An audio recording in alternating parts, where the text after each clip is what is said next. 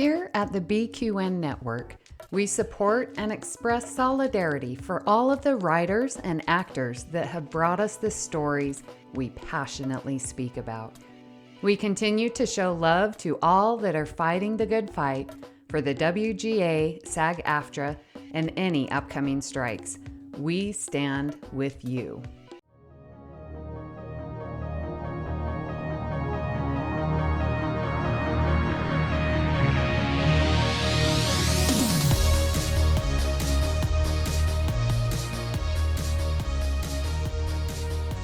Good morning, afternoon, evening, BQN listeners. I'm Amy Nelson, host of All Good Things and Union Federation. And today, the Hive Mind. For our listeners out there who don't know, the Hive Mind is our monthly roundtable discussion featuring some of your favorite BQN hosts and Patreon supporters. You too can join the discussions by logging on to patreon.com/BQN and pledging your support of $10 or more. So for today, our September roundtable, we have with us Trivia with Jim McMahon. Hello. Hello, everyone. And we have Vera Bible. Hello, Vera. Hi, all. And we have Matt Harker. Hi, Matt. Hey, everybody. Oh my gosh. Okay. So I don't know where to start. We have so many things to discuss. We had a roundtable last month, but it was just Jim and I. We did talk Strange New Worlds. So I want to know, what was your impression of Strange New Worlds this season? I'll stay out of this one. I mean, I loved it. I think they're hitting it out of the park, I feel like, with every season. I know there's some fast and loose with the quote unquote canon. I'm fine with it. I know some people have issues with the Gorn, but I think it's great. I think the way the actors are able to inhabit these characters that were already iconic, and make it their own. They're not just doing an impersonation of the previous actors. I think it's really great. It feels like a lived-in world there, and I think that's an incredible feat for the showrunners. Yeah. We have Mahendran who popped on. Hi, Mahendran. Hey, guys. Sorry. We were just talking Strange New Worlds, and because we didn't get to see or hear about your impressions of that last season. Yeah. Last season of Strange New Worlds. There are many things I really liked about it. They took a lot more risks this season, I felt like, especially with that musical episode. Which, Did you like the musical episode? I don't know. It was okay. I listened to it, and it brought the inner theater geek in me out, and I got embarrassed and didn't want to watch it again. So it's part of it. But it was like, I haven't listened to a musical in maybe 20 years or so. So it was like, wow. It was very. I mean, I think I like some of the music, and then I was talking on Facebook with somebody else about it. It sounds like a lot of the other musicals that are out now, so I think it's just like, maybe that's, I don't know. It was fun. I don't take it too seriously. I think that it did a lot of fun things, and I think the only thing when I was thinking about this was just the whole thing with Spock and Nurse Chapel. I was like, well, like, should I be bothered with this, because it doesn't seem like they kind of threw this in there. It's not really with canon. Then I'm like, I really don't care about TOS anyways. So if they're going to screw that up, I'm perfectly fine with it, because TOS kind of blows, in my opinion. And this is so much better. Yeah, it's like, whatever. I don't care. Like, I don't care if they screw with canon. I really don't. Like, there's so many, like, TOS was good at its time. But I think last season of Stranger Worlds and this season, they're strong seasons. And same thing with Discovery, too. I was watching Discovery again. I think, and also, a lot of the later tracks, they're written a lot better, and so I think, I don't think they really thought, and I like a lot of the throwbacks to other stuff during the episode, and that was cool. And then, seeing the Khan connection, which was really neat, how they played with that, and that also, that I think the season 2 lawyer scene, I think there's like a meme, like, you can't have a good trek without a good lawyer scene. Like a good law episode. Gotta have a good courtroom episode. Yeah, that's what it was. That's what the courtroom was, right? Because there's like the Data one, and there's also DS9 had one. And Yeah, I don't know couple. how to tune into Enterprise, but Enterprise didn't have, I still Enterprise one. But of course, Next Gen had on Data, the Data one. I was so, Enterprise kind well, of there's a couple actually Yeah. in Next Gen, right? So anyways, but it's just like, I think that I like Discovery a lot. It was a lot of fun. I started watching it again, just because it's a final season. I was like, wow, like Mhm. if it really wasn't for Discovery, wouldn't we have all these other shows? Right. But it was written in such a, I don't know what age of television we'll call this, but I'll call it like the non-episodic, season-long binge craziness age. Yeah. And that's what Discovery came in. So it's like, well, we got to do what everyone else is doing.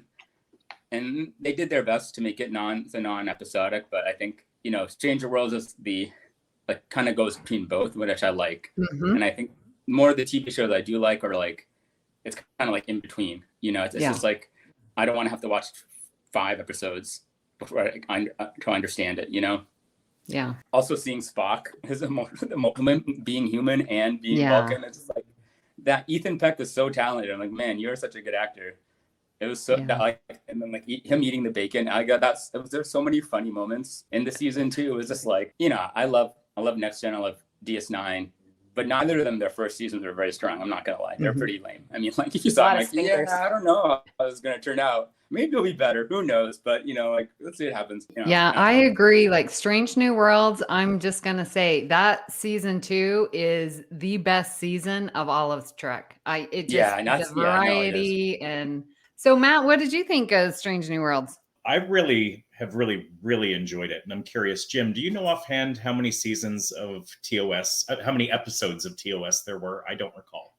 78 or 79, I think. Yeah. Yeah. So to think about it, in just 20 episodes of Strange New Worlds, you've gotten more character development for, Uhura and all the characters, every single one, even Pelia, I'm very, excited to see. Hopefully she sticks around for quite a while, now that Scotty has come on the scene.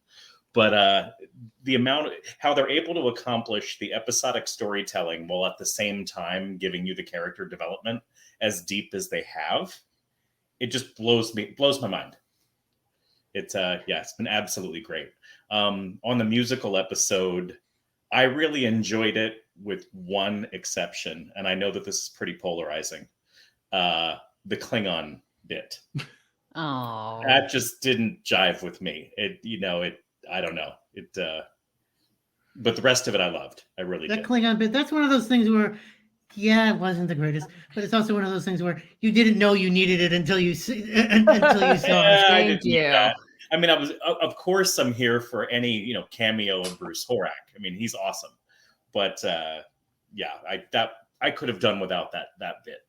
But I love what they've done with the Gorn, and I hope now they get a little bit more away from the alien, the throwback or to yes. Okay, good. I'm glad you mentioned that, because that was the one thing I didn't like about the Gorn. I'm like, you guys not care about being creative. Because I feel like I'm watching an episode of Aliens, which I do love, but it's Star Trek, and I'm very confused right now. Yeah, I like that bit, but now that they've done that, okay, let's move on. They're really intelligent. They're very strategic. Yes. Like let's get inside their culture next season. Yeah, we have to do that. That's definitely one of the things that I didn't like, where it's like, okay, here's our aliens, but we don't know anything about them, so they're just monsters. And I don't like dealing with monsters. We have to have some communication. We have to have logic. We have to, understand them so that we can work together. Like, that's Star Trek to me. And so this constant, they're monsters and we need to kill them. And it went on just one episode too long for me. Yeah. So they've got to move forward, I think, with that plot line. Yeah. So but it seems like, I feel like every series has its big bad. I guess the Gorn is going to be, if they're going to have a big bad, this will be their big bad. And I think it's a little interesting, because it's like, it seems to me that I think that's what I think when I watched the new Gorn episode. I felt like, okay, they're just not going to be monsters doing stupid stuff. Like, like they're going to have like actual like intelligence and some way of communicating and all these other things. I think the one thing I like about Star Trek, yes, we can have conflict, but like after conflict, we can have some peace and resolution and working together. It's not like we're always fighting each other. And I mean, aliens is fun. Don't get me wrong. I love watching it, but it's like, there's no way you can communicate with an alien or a predator. They're just going to eat you or kill you, right? So, I mean, I like that they made them actually scary, because if you if you watch Arena, like, I'm being told this, but I'm not actually seeing on screen why these beings are that terrifying. Mm-hmm. So at Well, least to be in the perfect, show, well, in Arena's defense, it was the 1960s, and the best they could Yeah. do was a 6-foot guy in a rubber Yeah. suit. yes, I mean, listen, they did a great job with the prosthetics, all of that, but I'm like, I'm being told that they're scary, but I'm not being shown that. So I do like the fact that even though it was heavily alien based, Alien the movie, but it's like, oh yes, these are scary. I totally get Mhm. why you would not want to mess with this species. Yeah. Yeah. But later on, when they realize that they're actually intelligent, it's like, well, yeah, of course they're intelligent. Of course they're intelligent. I think they've just scratched the surface on the communication through the light flashes Mhm. and that whole realization about the sunspots, the theory about, did that trigger them, to swarm.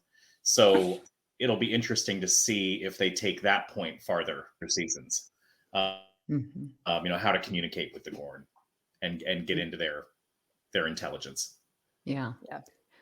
So was there a standout character that just, you were just so impressed with, or you learned a lot about in this last season?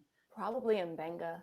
Yeah. I love, because when he's in his doctor mode, he's so sweet and he's so caring, and he is all those things, but he will also kill a person if he has to. Like, he reminds me like a little bit of Cisco, my favorite, in that way. Like, he's caring, he's compassionate, he will try not to hurt people or do something that is subversive, but he will if he has to. He will make those hard choices and live with the consequences. When he killed that Klingon, like, when Chapel covers for him, and it's like, yeah, I get it. It might not have been like the right thing to do, but I understand his motivations, and I feel like that makes him a more complex character. So every time he's on the screen, I just can't look away. Oh my gosh. I so love that you said that. And Under the Cloak of War, like, outside of the fun episodes, that is my favorite episode of the season. Like, there's so much complexity and like depth that you need to understand, and these actions that are taken. And oh my gosh, I love that episode. And you're right. Like, he's like the nicest doctor caring for his kid, caring for the other kid, and like, Yeah. just so warm. And then you see this side of him where he's like army dude, he's going to kick butt. Yeah. And that episode was great because I think they did a great job of really, you as the audience, make what they kept saying, like, more people coming in, like the announcements of more, and you're just like, stop. Like, I am very stressed out watching this. So I feel like it really puts you in what their headspace would be. Yeah.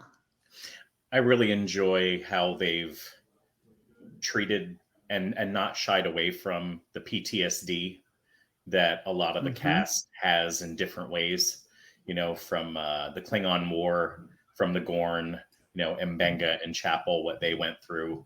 I just think they've handled that really well. Mm-hmm. Agreed. Mm-hmm. Well, Matt, what about you? Any character that stood out for you this season? I know there's so many. I agree on Mbenga.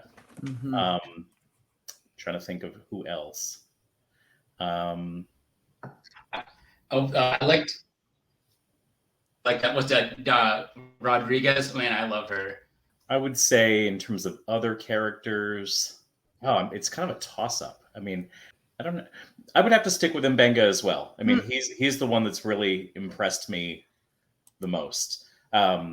Uhura's arc has been building gradually, and like the comment I made earlier about the character development, you've learned more about Uhura in these 20 episodes than you did in the entire reign of TOS. Yeah.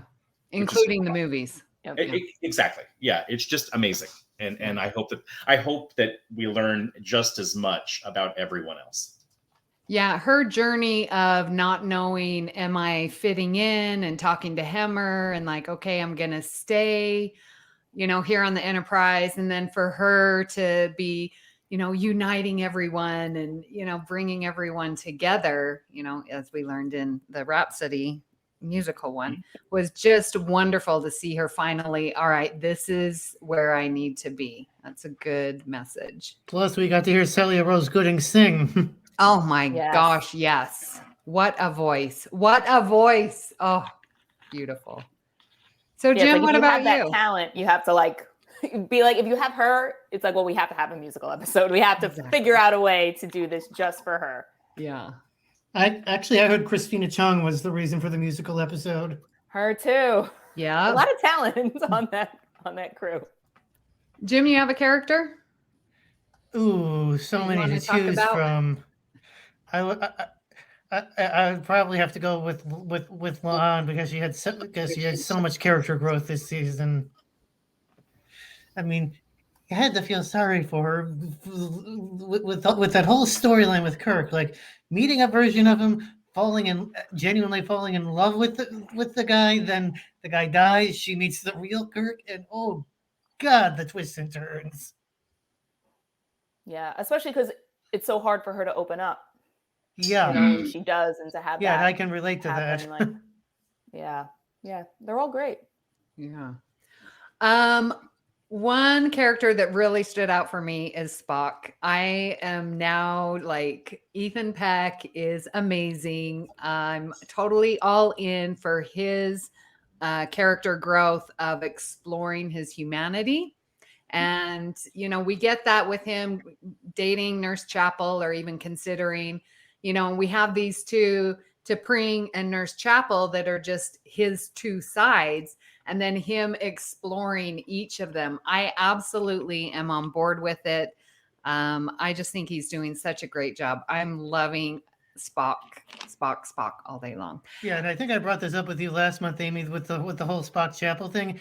It kind of brings Majel's version of Chapel into a whole different light, because don't get me wrong, as I think I said before, Majel did a great job with what she had, but it kind of makes her look like a woman pining for her ex-boyfriend more than anything else, doesn't it? Now that we've seen Jess Bush's performance. Right. Well, we have Mark who has joined us. Welcome, Mark. We're just talking about characters that stood out for us in Strange New Worlds. Great. Glad to be here. I was bamboozled into a house tour that never happened.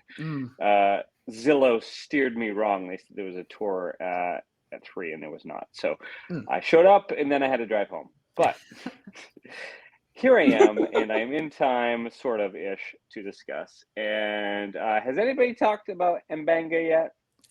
We have, but let's hear your take. Always can talk more. Yes. Okay. I liked him season 1. I thought his character from TOS was not terribly interesting, but I was interested to see what they did with him in this iteration. I was not disappointed season 1. I just wish they would have shown more of him, which we seem to have gotten with season 2, and his character got more fleshed out. I like the tie-in that they showed with having Nurse Chapel and him meeting each other in that MASH unit on that planet. We had that cool cameo from, what was his name? Clint Howard. There we go. Ron Howard's little brother there. Oh, yes. Yeah, that little guy. He's been in almost all the iterations of Trek dating back to the 60s.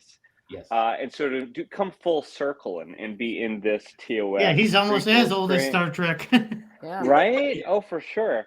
But yeah, getting back to M'Benga, was not disappointed at all. I like that he is a character that kind of exists in this gray area, and we don't really have a lot of that in Trek. We got a little bit with Michelle Yeoh in Discovery with Giorgio, but here we have another, and this is a main character that's going to stick around for a while through the series, who exists sort of in this gray area with moral ambiguity.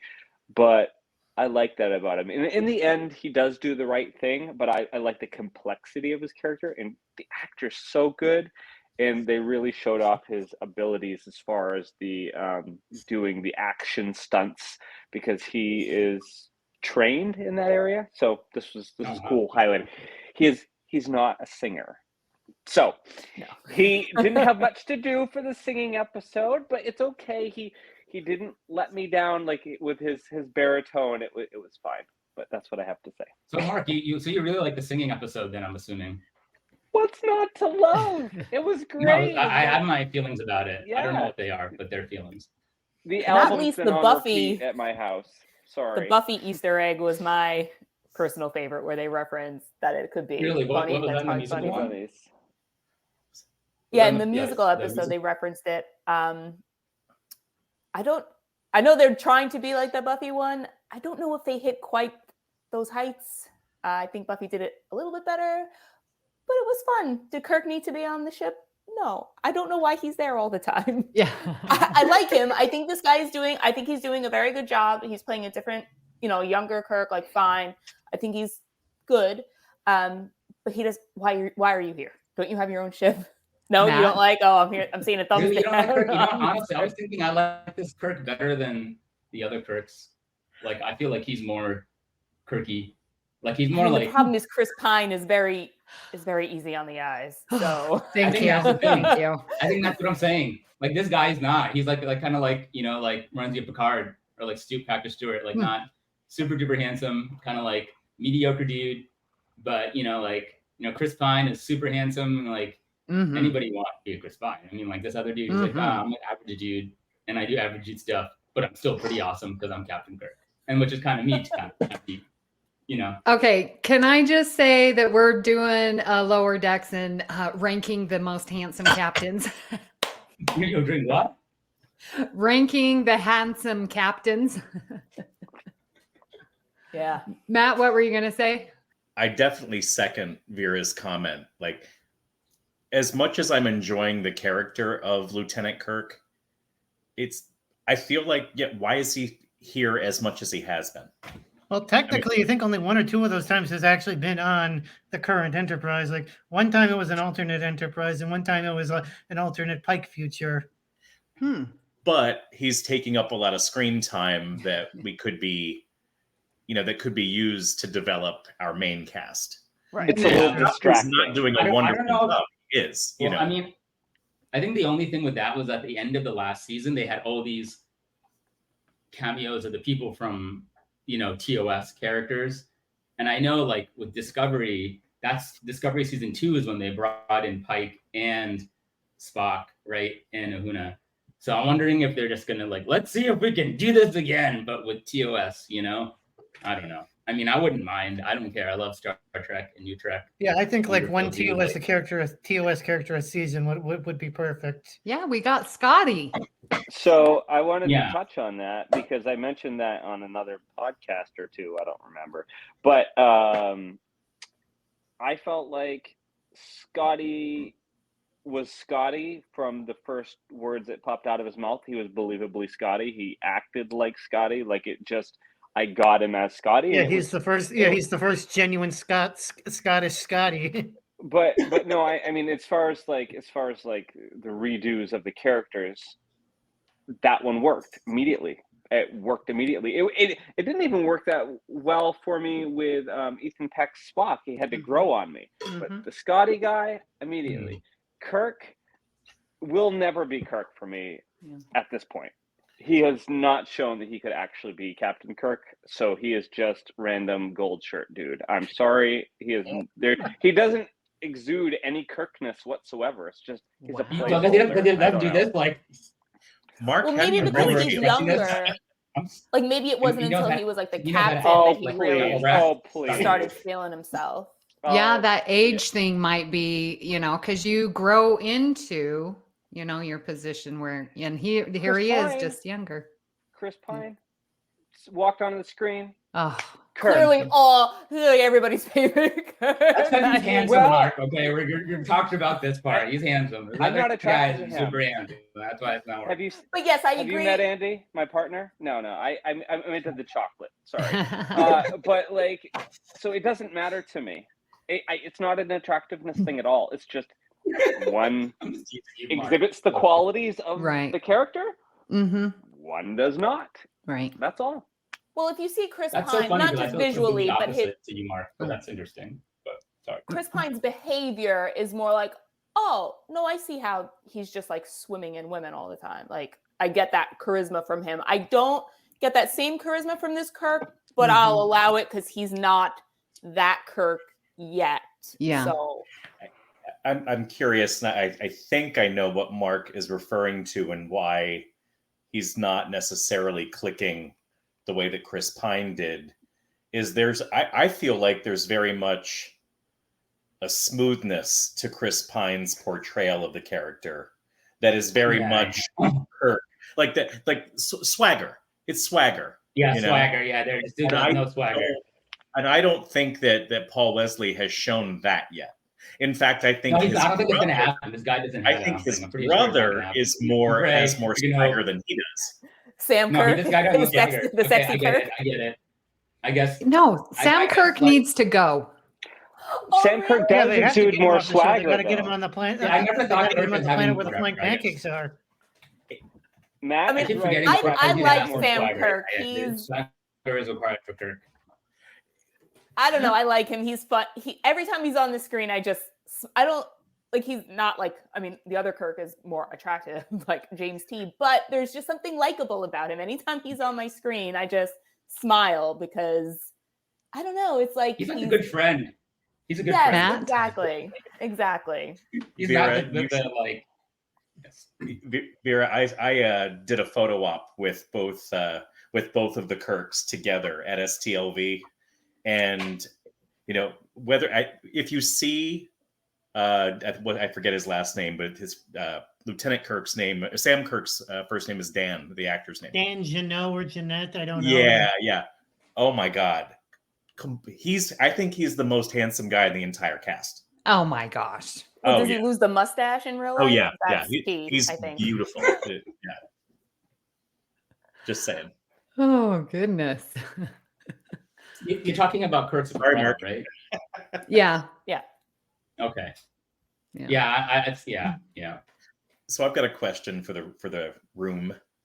Does anyone have a favorite line from the season? Well, anything from the crossover of these old scientists. Goodness. That's probably my Yes. favorite.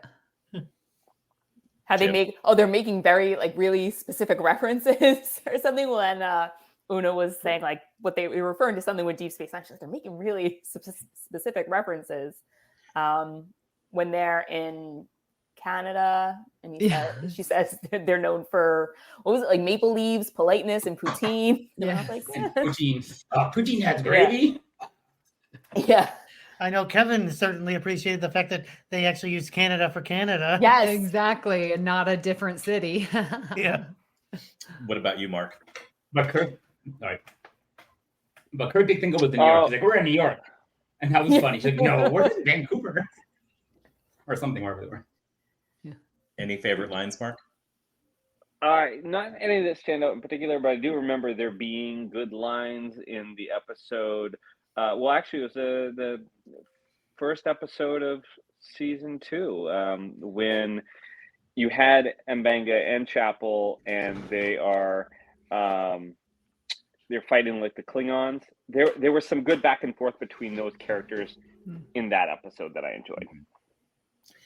For me, it's a toss-up between Tawny or Mariner in These Old Scientists, where she makes the comment about hot Spock. Young hot Spock. Yes, Young young hot hot Spock. Spock. And the line that Pelia had to La'an about if this socialist the socialist thing doesn't work out, why she kept the bunker. Oh yeah. Yes. Oh my gosh, that had me on the floor. No, what had me on the floor was the fact that the bunk that her bunker, whatever it was. Like it was made to seem like an actual educational institute at the beginning of the episode, and it winds up being like this retail store in Vermont. It's like a junk hoarder's antique shop. Yeah. The archaeology department, yeah. Right. With the misspelled archaeology. I'm still, as far as Pelly is concerned, I don't feel the same way about her as I do about Kirk, but she's not far off. Really? Yeah, Really? I don't know. Yeah, and I love Carol Kane, and I was excited that she was coming on. I just her character just hasn't really connected with me, and I hope that she stays around long enough to be like the mentor for Scotty. I think that would be a cool plot line to see her developing him and helping him become who he becomes. I think that'd be great. But thus far, season 2, take it or leave it, I would have left it.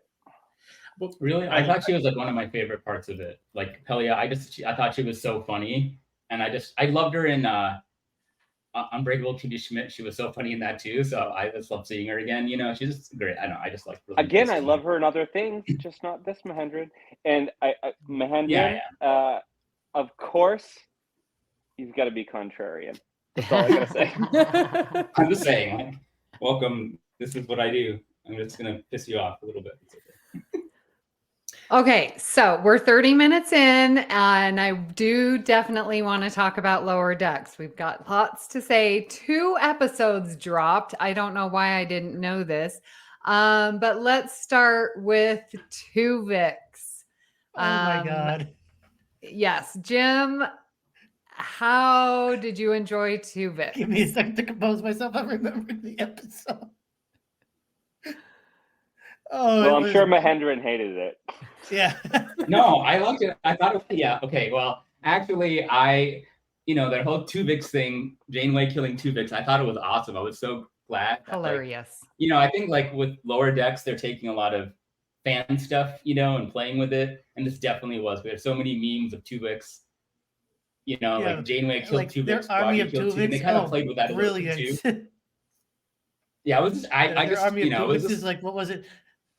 To Ellipse and Friglimo or something. Yo, man, Yeah. those I was on the names were floor. hilarious. And the combinations that they chose to put together was so unique too. Oh, I take that back. The one that actually had me on the floor was like it was like Matt the Whale and someone else. It was Matt the Whale and Steve. Yeah.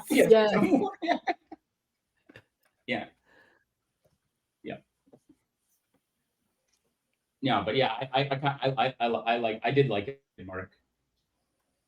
Yeah. I was just thinking because everybody else loved it that you were gonna hate it.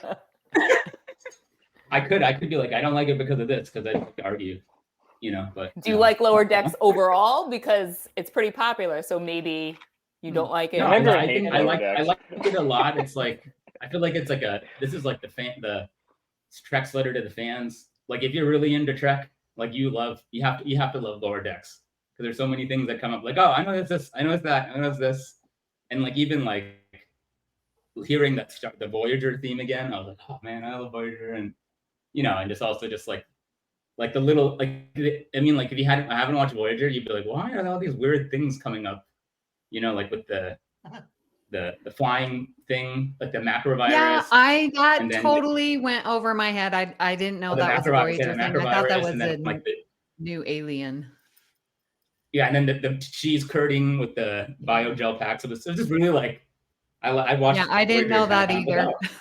Yes. Yeah. Oh yeah, so, there you go. You have Michael Sullivan, Chaotica, and the clown. And then the cloud, they're like, very smart. They're like, the cloud, I'm not a hologram. I wasn't a hologram. What am I doing here? And that's what's also funny too. Man, you guys really looked into this stuff, because he wasn't. He was this thing in this like. Okay. Yeah, I missed the clown thing too. There was just so much that I missed because the cuts are so deep. Like I know the general story. Again, Amy. But they're such deep cuts that it's like a lot flew over my head. So Tuvix was just okay for me. The clown was representing fear. Yeah, the fear when they like find these 4 aliens and this pod that are like sequestered for time, and like they have this like artificial world, right? And that this AI thing. Yeah, I know. Yeah. Well, Vera, Mark, what were you saying?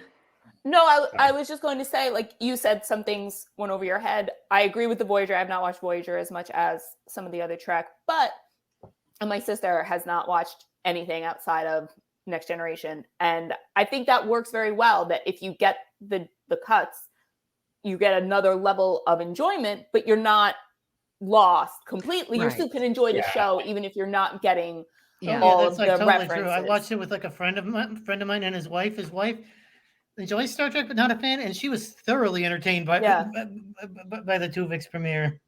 And that, I think, is I mean, that's a tightrope that they have to walk, and I think they do it extremely, extremely well. But it was like a lot. I mean, like it was like interspersed. Like you had to really. I think that's why I liked it. Like, wow, it's too much of a Trek nerd. It's a love letter to the fans, especially if you can catch the deep cuts, because some of them are extremely deep. But what I also like is, some people take Trek really seriously, and you can't take Lower Decks seriously. No. Yeah. I love the growth that's happening. Some of the Lower Decks characters are some of my favorite. I love the arc with Tendi, for example. It's great. Yeah. Jim?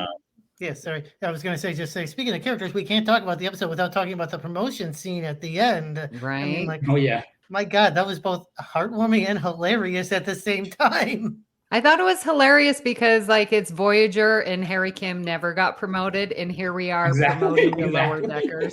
Yeah, I mean, watching Boimler get promoted, heartwarming. Watching Tendi get promoted, I laughed my ass off. Well, and then watching Mariner get promoted, it goes to a whole nother level. Right. Yeah. Yeah, but I think it was also cool like that. I think the engineering guy, he was promoted before many times, and also Boimler had been promoted but demoted before. It's just interesting the way they played with it. I'm looking forward to more Lower Decks. I like, it a lot. So if you don't get more Prodigy, it's our only animated.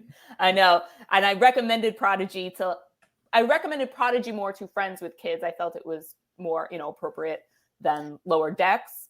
And it was a real bummer when they said they were canceling it. And then they just pulled it, too. Well, it's not... Well, the distribution has been pulled. Amy and I met with Aaron Wachtke at STLV, and he told us at the bar that CBS Studios so Paramount Distribution dropped the show. Right. CBS Studios is still investing in the production of the show. That's why they're finishing it. So it's going to finish it. Okay. Yeah, so it's going to come. In fact, at STLV, we saw like a 4-minute snippet of the next season. Mm-hmm. My guess is Cartoon Network or something like that will probably pick it up. Yeah. I thought I heard Hulu, but that's just a rumor. Oh, no. Or was it Netflix? Either way, the Hagelman brothers said at STLV they're 99% sure that it will be picked up. So I'm not worried. I just have to listen and find out where it's going to be showing. Yeah. I thought they said Amazon. Okay. See? Yeah. But anyways, episode 2, who's seen that? I have not seen episode 2 yet. But you can feel free to talk. Oh, it's so good. Okay. Yeah. I enjoyed episode 2 better. Moopsie, the menagerie. Love. I really liked Rutherford and Tendi. I liked the Ransom and Mariner. I am not going to give up on you. You're not going to self-sabotage. There was just so much great character development over it all. That's why even Boimler with his eternal search for new quarters. Yeah. That was the weakest part of the story, but yes, Matt's holding up the meme where Wait a minute. Moopsie over Murph. Is that what it is? Yes. Yes. The distracted boyfriend, looking away from Murph and towards Moopsy. Didn't someone do a photo up of that pose with like the Spocks in it? Yes, the yeah. two Spocks. Oh, brilliant. Classic. Yes. Yeah, no, but yeah, I loved Moopsy. I loved the Boimler, like when he was like stuck in the quarters between the two holodecks. Yeah, that was funny. And then the one right near the warp core. Oh yeah, like, and of course the other funny thing was like Rutherford trying to earn his promotion, and he's like in constant competition with that Seinfeld like character guy. Yeah. Yeah, Very that's what Seinfeld, it was. like Newman. What is it? Like Jerry? Was it Jerry? Was it the guy's name? I loved it. Like Newman, like the Newman thing. Newman? Yeah. It wasn't Newman, but it was something really close. Yeah. Yeah, but it wasn't Newman because that's Newman. That's Seinfeld. Yeah. Yeah. Now, I don't know if any of you saw, but Mohammed Noor, he's like, a real science guy that works with Star Trek. And he did a very short clip on YouTube explaining the science and the biology and like animals that actually do eat bones. I didn't see that. Very, very interesting. I'll post it in the BQN Collective for the link. And it's just like, a 4-minute explaining the history and why this is something that science fiction would want to gravitate towards. It was very well done. We're like parasites. Very interesting. Okay, I'm gonna Well, but he starts off by like, what bones have that's nutrients for, why an animal would eat them, and then goes on from there. We eat and drink bone broth, so And bone marrow. Yeah. Oh, true. Bone marrow, yeah. Does anyone here know MC from the Strange New Pod? Yes. She made a Moopsy plush. Yes. And during their episode on Thursday, she had the Moopsy plush on her shoulder the entire time. Cute. Just a smiling Moopsy, not a Moopsy that was going to drink her bones. But No, there was Star Trek Day. Did anyone watch that Star Trek Day video that they had? Yes. Did we talk about it was that? lame. It was lame. yeah, it wasn't the greatest. I loved it. I was happy. Okay. See, I'm weird. I'm super contrarian, Mark. Like I'm weirdo. Maybe we'll be friends. I don't know. Hopefully. Me. Don't knock me off the rock cliff thing. I thought, well, okay, knowing that there's the writer's strike, I get that. And notice the only actors there were from the animated because they're under a different contract. So that's why it was hosted by Jerry O'Connell. We had Tawny Newsome and Eugene Cordero, all from Lower Decks. And Lower Decks was on there. Okay, that makes more sense now. Okay. Yeah. So and so 57 years that we're celebrating, and it was the 50th for the animated series, which again felt very absent of having Prodigy not there. Like, hello, we're talking animation and we didn't even get any mention of Prodigy, which was it's just sad. Well, I ended up going to one of the special screenings on Friday night for Star Trek Day, where they highlighted animation, and Prodigy did get a small amount of mention within that context in the history of animation within Trek, which was, I'm very glad to see that. Where did you see this? This was at a movie theater, or? Yeah, they had through GoFobo, one of those events groups. Yeah, they had them in major movie theaters in a handful of cities. Okay. Mark, Star Trek Day. That was a 20-minute infomercial. Mm-hmm. I'm not surprised that it was as lame as it was. It's okay. I love you still. You're my friend. But same. I think the highlight for me was the little very short trek, because like I said, I mentioned this on another podcast already, but I like the robot chicken and the Cartoon Network shows that are a little bit more adult themed. I enjoy those, like the stoner comedies. And so this is totally what that was. This wasn't made to be canon. This was made to smoke a bowl and take the piss out of Star Trek by being a little, irreverent. And that's exactly what they did. And I think that has its place in Trek as well. Why not? Like, are Star Trek fans so full of themselves that we can't have a laugh at our own expense?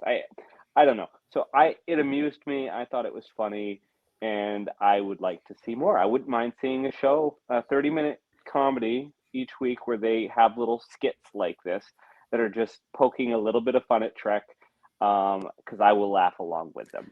So that's my take. Okay, Yeah, so did anyone notice that Ethan Peck voiced Spock in that very short Trek? Yes. Oh, yes. did he? I didn't catch that. Yes. Oh, sure. Oh, you could hear his voice. I think he was the only cast. I think he was the only Trek cast member to do a voiceover in that very short Trek. Yeah. You know what I thought would have made it just a little bit more funny, Mark, is if instead of it being the captain, if it was Bones, because you know how Bones is always talking, in these similes, is that what they're called? Analogies. Yeah. Yeah, I think that would have been funnier, but oh my gosh. And listeners, I got to experience Jim watching it. He was laughing and I was watching him watch How to Skin a Cat. Oh yeah, it was hilarious. Like every time he came up with a new analogy, some new crew member was offended. Like the cork and the screw crew. Like oh the cork my and the gosh, yeah. and the top crew members. No, that Very wasn't a short cork. Sorry, Dougie. What was that, Matt? That wasn't a cork. That was. I couldn't think of what the word was. Yeah. Well, no, there was a screw. Yeah. And then next to him was a butt. Yeah. Oh, that's it. The butt head. Yeah. But I just loved how Kirk was like, who the bleep are you two? I've never seen you before. Why are you on the bridge? And then to be like, well, every time I say something, a character shows up. And so then he goes on to this huge, long monologue of what he wants in a partner. Oh my gosh. And then all of this while a battle is happening around them. Yeah, they're getting shot at, mind you. I think there's supposed to be a total of 4 of these very short tracks. Yeah, from what I saw, it looks like Neelix might be in one of them. Mm-hmm. But do you think they're just testing the waters, see if there's an appetite for this sort of thing, and then maybe they'll make more? Or do you think it's just like a little gift?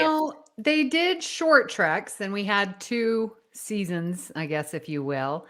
And now we're getting very short trek. I hope that it will continue because, Mark, like what you're saying, you got to laugh at yourself.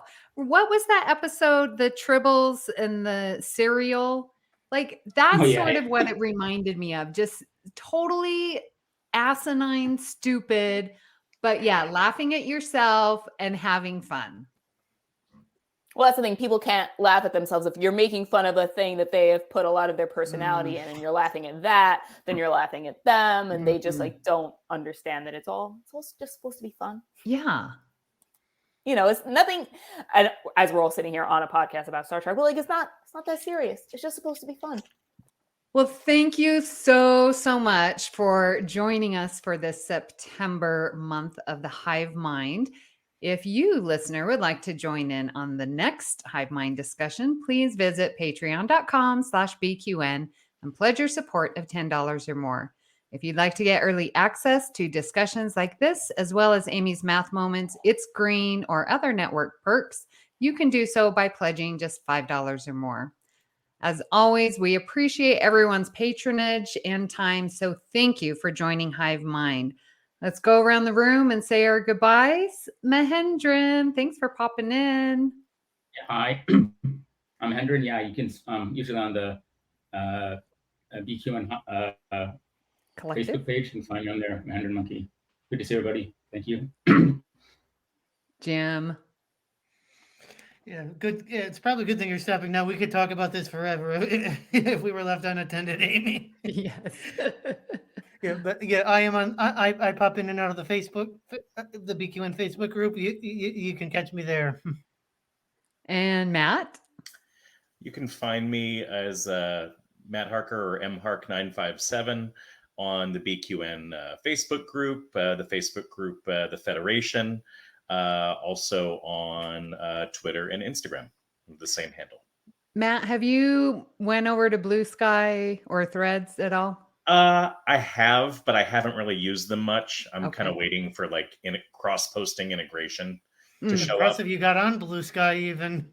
Yeah, I'm on both, but not really present. Yeah. And Vera. I'm also on the Facebook group, and then I'm on Instagram at bbibs if you prefer to see a lot of photos of food that I eat. Food. Oh, it's my favorite time when I see Vera's out eating. I'm like, oh my gosh. I enjoy all those foods you post. I'm glad. I enjoy eating it, so I'm glad you enjoy looking at the photos of it. And Mark. Hi guys. I am the Blue Sky ambassador. If you guys are looking to come on to that service, I know it's invite only, but reach out to one of the BQN hosts and we'll see what we can do for you to migrate you over from the evil platform, which I'm not going to name. But anyway, so I'm over there at MW207, and I also have a show called Cinema Z, where we discuss movies, and that's a lot of fun. And of course, I'm with Amy over All Good Things. And yes, as I said before, co-host of All Good Things in Union Federation. I am on that one that shall not be named, stupid Twitter X at Miss Amy Nelson, but really my favorite place, BQN Collective on Facebook. Thank you very much for joining, and we will see you next month. Live long and prosper.